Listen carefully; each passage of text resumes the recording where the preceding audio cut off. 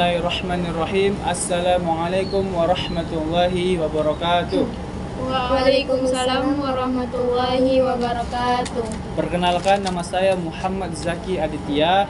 Saya mahasiswa Prodi Pendidikan Bahasa Arab, dan di sebelah saya. Perkenalkan, nama saya Jessy Ramadhani. Saya Nilma Wahyuni Nasution.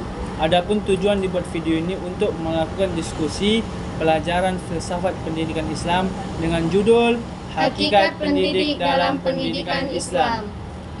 Nah, di sini saya sebagai sesi tanya jawab yang akan menanyakan bagaimana sikap kita jika mengetahui seseorang pendidik mengajarkan pelajaran yang salah terhadap peserta didiknya.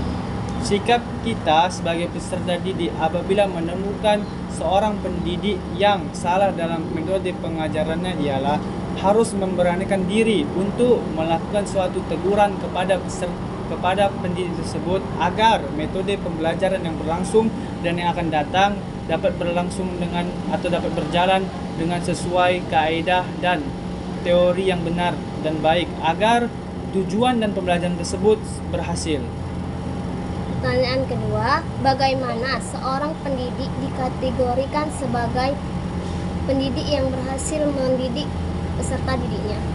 Seorang pendidik dikatakan berhasil dalam metode pembelajarannya ialah apabila seorang pendidik tersebut berhasil menjalankan gordon atau tujuan pembelajaran dia tersebut telah sampai ke para peserta didik dan berhasil dalam metode pembelajarannya dan tidak cacat dalam metode pembelajaran tersebut. Pertanyaan ketiga, bagaimana tanggung jawab pendidik dalam mendidik peserta didiknya? Di sini saya akan menjawab pertanyaan dari saudari Jessy Ramadhani. Adapun tanggung jawab seorang pendidik terhadap peserta didiknya ialah diantaranya yang pertama melatih.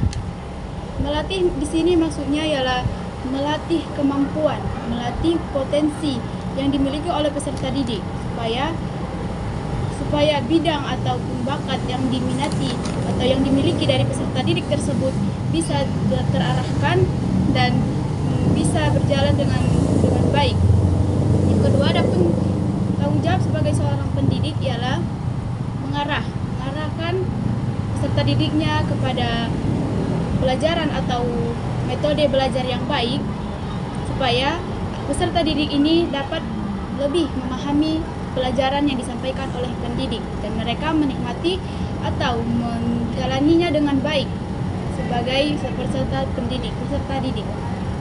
Nah, pertanyaan keempat, mengapa pendidik harus bisa memahami karakter peserta didiknya? Nah, di sini saya akan menjawabkan. Kenapa? Karena untuk mempermudah pendidik dalam proses belajar mengajar. Dengan itu kita harus berkonsultasi bagaimana kita memahami karakter seorang peserta didiknya satu persatu. Pertanyaan kelima, bagaimana cara seorang pendidik dalam menyikapi peserta didik yang kurang kasih sayang dari orang tuanya? Baiklah, saya akan menjawab pertanyaan tersebut. Yang harus dilakukan oleh seorang pendidik tersebut ialah berkonsultasi dengan peserta didik tersebut yang mendapatkan kurang kasih sayang dari orang tuanya agar seorang peserta didik tersebut bisa belajar dan menjalankan kewajibannya di sekolah atau di kampus dengan lebih baik lagi agar peserta didik tersebut tidak terganggu pikirannya di saat melakukan pembelajaran. Pertanyaan keenam, mengapa seorang pendidik harus sabar dan ikhlas mengajarkan, membimbing dan menghadapi peserta didiknya? Nah, di sini kita juga tahu kita itu harus sebagai pendidik harus mengikhlaskan ilmu pengetahuan kita kepada anak didik atau peserta didik kita. Kenapa demikian? Karena peserta didik itu juga harus menelaah atau mendengarkan apa yang dibicarakan oleh pendidiknya dengan baik dan benar. Dan pendidik harus mengikhlaskan ilmu pengetahuannya kepada peserta didik karena untuk mengambil tabaruk, keberkahan untuk mendapatkan ilmu pengetahuan tersebut. Pertanyaan selanjutnya, bagaimana cara pendidik mengemukakan atau menimbulkan rasa mahabbah kepada peserta didiknya? Yang harus dilakukan oleh pendidik tersebut ialah memberikan kasih sayang ke semua peserta didik tersebut tanpa membedakan salah satu peserta didik tersebut agar tidak menimbulkan rasa kecemburuan salah satu peserta didik terhadap peserta didik lainnya, dan tidak membeda-bedakan cara metode pembelajaran tersebut antara murid yang satu dengan murid lainnya, agar mereka merasakan bahwasannya mereka itu sama di mata pendidik tersebut. Pertanyaan selanjutnya, mengapa seorang pendidik memiliki jiwa wibawa? Nah, di sini seorang pendidik itu harus memiliki jiwa wibawa karena kita dapat membedakan marwah seorang pendidik dengan peserta didik, dan kita harus dan seorang pendidik itu harus menjadi suri tauladan, contoh yang baik untuk bagaimana cara kita mendidik anak peserta didik tersebut. Jadi, mengapa demikian? Karena seorang pendidik harus sangat memiliki wibawa untuk membedakan marwah pendidik dengan peserta didiknya. Pertanyaan selanjutnya, bagaimana cara seorang pendidik untuk membangkitkan semangat peserta didiknya? Ya, saya di sini akan menjawab pertanyaan dari saudari Desi Andrani. Bagaimana cara atau upaya seorang pendidik dalam membangkitkan semangat peserta didiknya? Nah, di sini kita ketahui bahwa biasanya di dalam kelas atau dalam proses pembelajaran ada yang dinamakan dengan rasa bosan, jenuh, lelah dengan metode pembelajarannya ataupun materi yang disampaikan oleh pendidik. Nah, di sini seorang pendidik mempunyai peran penting dalam menambah atau meningkatkan semangat dan memberikan motivasi belajar kepada peserta didiknya. Di antaranya, pertama, memaksimalkan fasilitas pembelajaran. Memaksimalkan fasilitas pembelajaran di sini seperti misalnya di dalam kelas.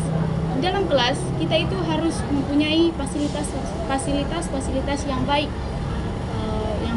yang kalau bisa yang lengkap, supaya peserta didik merasa nyaman dan mempunyai semangat yang tinggi dan mempunyai gairah dalam mengikuti pembelajaran. Fasilitasnya seperti adanya kursi yang nyaman untuk belajar, adanya meja yang nyaman untuk belajar, di lingkungan kelasnya ini atau tempat pembelajarannya ini berada di lingkungan yang aman dan nyaman, supaya peserta didik dan pendidik dalam proses pembelajaran tidak merasa terganggu atau mereka bisa fokus kepada pendidik, dan pendidik juga merasa senang dalam mengajarnya. Ya, yang kedua yaitu memanfaatkan media belajar. Seperti kalau di kelas itu ada papan tulis, yang sekarang yang teknologi digital itu ada televisinya kan gitu, bisa jadi media untuk menjalankan pembelajaran yang baik, dimanfaatkan. Yang ketiga, memilih metode yang tepat untuk belajar atau metode yang menarik kepada peserta didiknya, seperti seorang guru mengadakan game sebelum belajar supaya anak-anak muridnya atau peserta didiknya ini memiliki konsentrasi dan mereka juga mempunyai semangat dalam belajar. Seperti ice breaking di tengah-tengah pembelajaran ini kita mengadakan ice breaking atau dia itu sejenis game juga, dan supaya anak didiknya atau peserta didik tersebut kembali mempunyai dan semangatnya kembali muncul dalam pembelajaran yang telah dilalui sebelumnya. Nah, pertanyaan yang terakhir, bagaimana peran seorang pendidik dalam mengajar peserta didiknya? Ya, saya juga di sini akan menjawab pertanyaan dari saudari. Sebagai seorang pengajar, harus bisa mengajak peserta didiknya, yaitu menguasai seperangkat pengetahuan dan keterampilan. Keterampilannya ini yaitu keterampilan tertentu dengan melaksanakan program yang direncanakan.